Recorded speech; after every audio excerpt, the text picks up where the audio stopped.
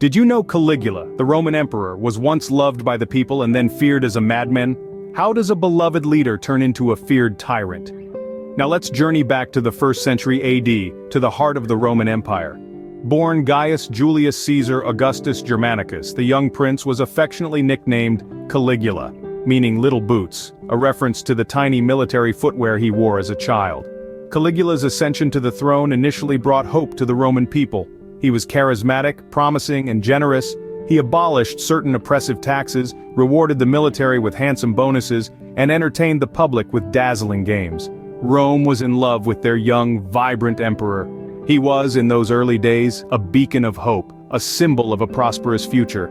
So, how did this loved and respected leader turn into a tyrant? The answer lies in the events that followed his severe illness. What could have possibly led Caligula to become one of the most feared rulers in Roman history?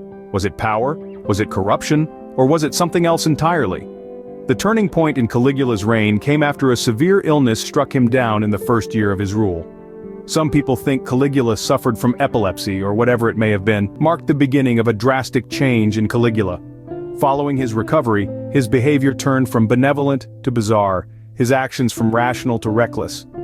One of the most shocking displays of his post-illness personality was his proclamation of himself as a living god. Not just a god, mind you, but a living, breathing deity walking among mere mortals. He demanded worship, built temples in his own honor, and even had statues of himself erected alongside those of the Roman gods. But his self-deification was just the tip of the iceberg. Caligula's madness took a more tangible and dangerous form in his squandering of Rome's wealth. Caligula initiated the construction of a lavish new palace called the Palatine Hill, with huge gardens and vast marble floors draining the empire's funds. He also spent substantial sums on building a strong and extravagant military presence.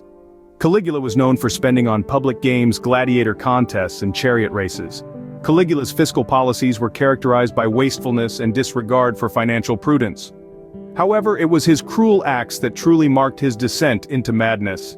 Anyone who he perceived as a threat, whether real or imagined, was swiftly dealt with. Caligula's behavior extended to inappropriate and incestuous relationships. He was rumored to have engaged in relations with his sisters, particularly Drusilla, whom he later deified. Caligula showed disdain for traditional Roman religious practices and institutions. He is said to have looted and desecrated temples.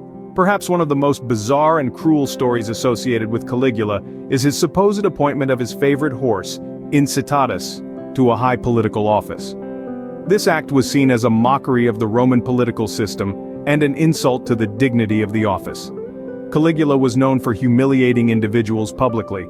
This included forcing nobles to engage in degrading acts, such as acting as slaves or participating in humiliating games. Such actions were designed to assert his dominance and degrade his perceived enemies. Could Rome survive under the tyranny of Caligula, or was his downfall inevitable?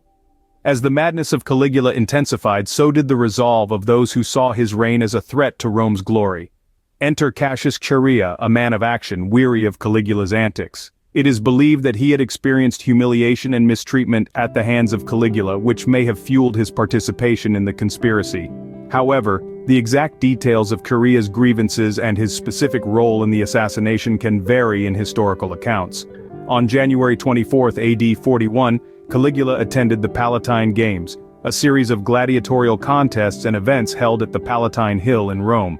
The games provided the conspirators with an opportunity to carry out their plan, as large crowds and heightened security were present. The conspirators, including Cassius Chaerea, seized the opportunity to attack Caligula. As Caligula mingled with the crowd, he was ambushed by the conspirators, who began stabbing him repeatedly. The emperor suffered multiple fatal wounds, marking the end of his tumultuous reign. After the assassination, the Praetorian Guard proclaimed Caligula's uncle Claudius as the new emperor, ensuring a smooth transition of power. The assassination of Caligula sent tremors through the heart of Rome. Relief washed over the citizens who had lived in constant fear, yet there was also a chilling dread. As the dust settled, one thing was certain. The reign of Caligula, Rome's mad emperor, was finally over, leaving a legacy of fear, chaos, and controversy that would echo through the centuries. A tyrant had fallen, but the shadow of his reign lingered, a haunting reminder of Rome's darkest days. So, What can we make of Caligula's reign? Was he truly mad, or just misunderstood? As we delve into the controversy surrounding Caligula's rule, we encounter a myriad of perspectives. Some portray him as a deranged tyrant, pointing to his erratic behavior, his brutal purges, and his unpredictable rulings. They argue that his madness was more than just a quirk, it was a destructive force that led to his downfall. Yet others argue that Caligula's actions were deliberate, a calculated display of power and dominance. They suggest that his extravagant lifestyle and grandiose public works were not the product of insanity, but a strategic move to assert his authority and the grandeur of Rome.